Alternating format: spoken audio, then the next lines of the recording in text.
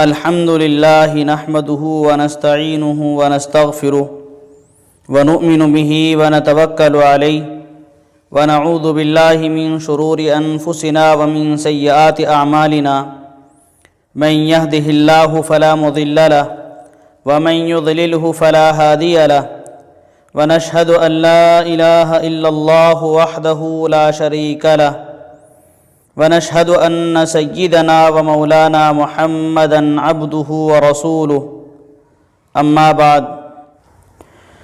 اولاد اللہ تبارک و تعالیٰ کی نعمت ہے۔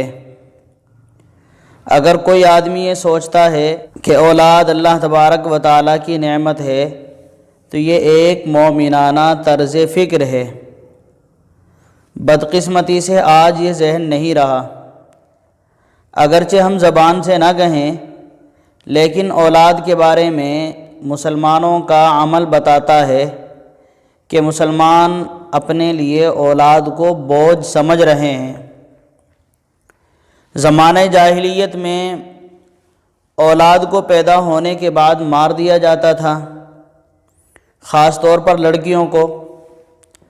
آج زمانے نے ترقی کی ہے، سائنس اور ٹیکنالوجی کا دور ہے، تو اولاد کو پیدا ہونے سے پہلے ہی ٹھکانے لگا دیا جاتا ہے۔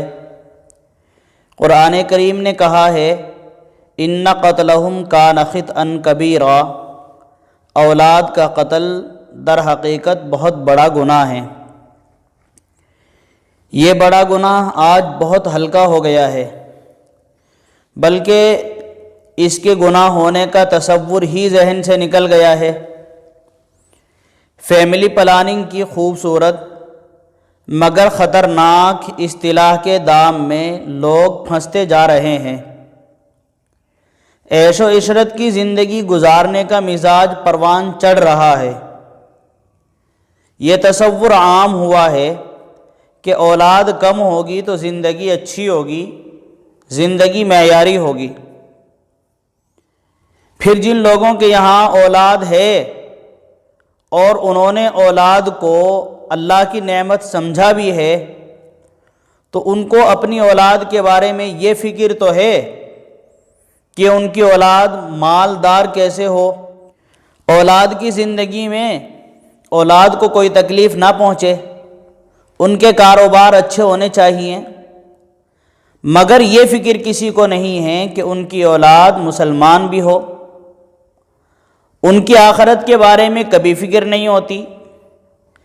یہاں دنیا میں اگر کسی کے بچے کی انگلی آگ میں جل جائے تو اس کے ماں باپ کو ہرگز برداشت نہیں ہوتا، مگر آخرت میں پورا جسم جہنم کا ایندھن ہوگا، اس سے بچانے کا احساس کسی کو نہیں ہوتا۔ لوگ اپنے بچے کی زندگی بنانے کے لیے اس کی آخرت برباد کر دیتے ہیں۔ بچوں کی اسلامی تربیت نہیں ہوتی، ان کو دین نہیں سکھایا جاتا، اسلام نہیں سکھایا جاتا، قرآن نہیں سکھایا جاتا، اللہ کے احکام نہیں بتائے جاتے، رسول اللہ صلی اللہ علیہ وسلم کی سنت اور آپ کا طریقہ نہیں بتایا جاتا۔ چنانچہ آج کی نسل جو تیار ہو رہی ہے تو وہ ایسی تیار ہو رہی ہے کہ باپ کے مرنے کے بعد ان کی نماز جنازہ میں بھی شریک نہیں ہوتی۔ ادھر باپ کی نماز جنازہ پڑھی جا رہی ہوتی ہے اور اولاد کپڑوں کے ناپاک ہونے کا بہانہ کر کے دور کھڑی ہوتی ہے۔ جن ماں باپ نے ان کی دنیا سنوارنے کی کوشش کی، ان کی دنیا بنانے کے لیے اپنی زندگیاں کھپا دی، یہ اولاد ایسی نکمی تیار ہو رہی ہے کہ کبھی ان ماں باپ کی قبر پر جا کر ان کو فاتحہ پڑھنے کی توفیق نہیں ہوتی، کبھی ان کو ایصال ثواب کی توفیق نہیں ہوتی، ان کے لیے صدقہ خیرات کرنے کی توفیق نہیں ہوتی، بلکہ یہاں تک ہوتا ہے بہت سی جگہوں میں کہ باپ کے مرنے کے بعد فوراً تدفین سے پہلے ہی مال کی تقسیم میں جھگڑا کرنے لگتے ہیں۔ اس سے بھی بڑھ کر بہت سی اولاد تو ایسی ہوتی ہے کہ ماں باپ کے مرنے کا انتظار کر رہی ہوتی ہے۔ جن ماں باپ نے ان کے کاروبار بنانے کے لیے، ان کو خوشحال بنانے کے لیے اپنی زندگیاں کھپائی ہیں، یہ ان کو مارنے کی کوشش میں لگ جاتے ہیں۔ جس اولاد کی زندگیاں سنوارنے کے لیے ماں باپ اپنی زندگیاں ختم کر رہے ہیں، ماں باپ ان کے بارے میں کبھی یہ نہیں سوچتے کہ یہ آخرت میں ہمارے کچھ کام آئیں گے یا نہیں۔ بس اگر سوچتے ہیں تو ان کی دنیا کے بارے میں، ان کی بزنس کے بارے میں۔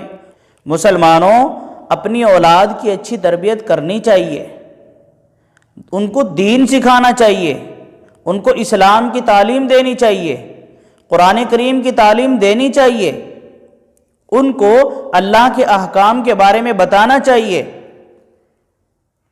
ان کو رسول اللہ صلی اللہ علیہ وسلم کی سنتوں کے بارے میں، آپ کے طریقے کے بارے میں بتانا چاہیے۔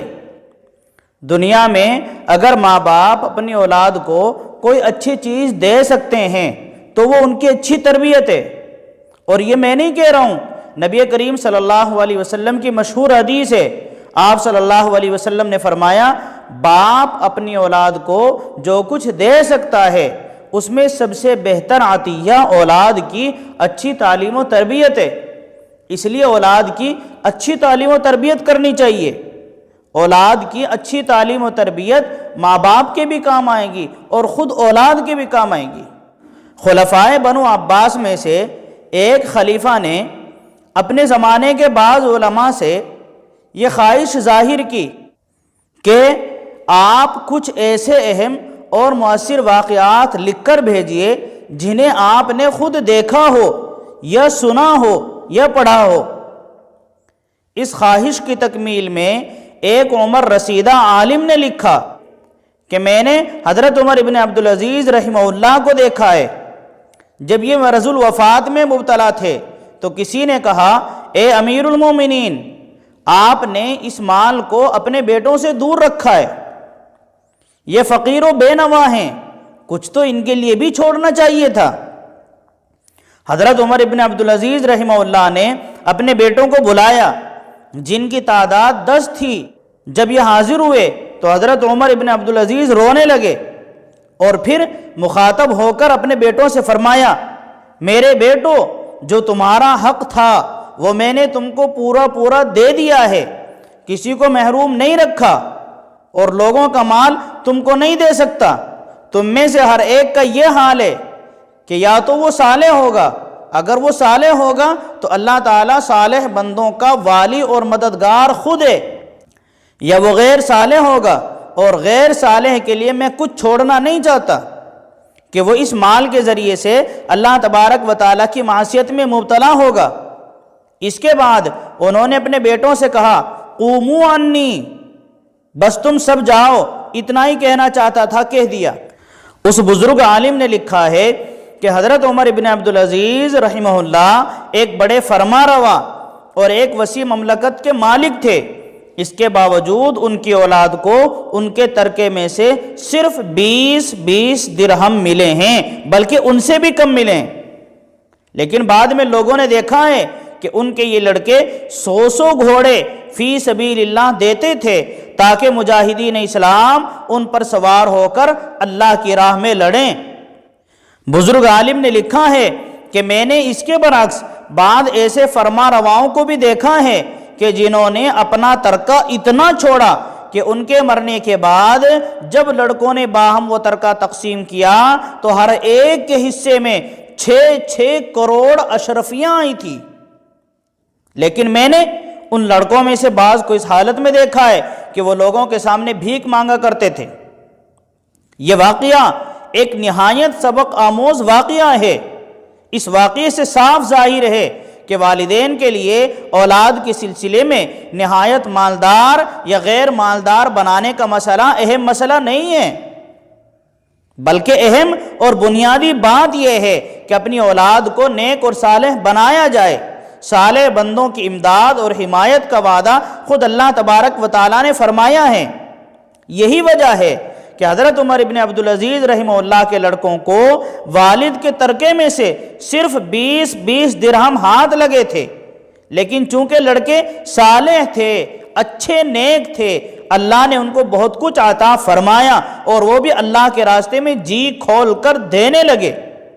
دوسری طرف بعض خلفائے عباسیہ 6 کروڑ اشرفیاں اپنے لڑکوں کے لیے ترکے میں چھوڑ کر جا رہے ہیں، لیکن بدعملی کی پاداش میں انہیں دوسروں کے سامنے ہاتھ پھیلانے کے سوا کچھ بھی نہیں ملا۔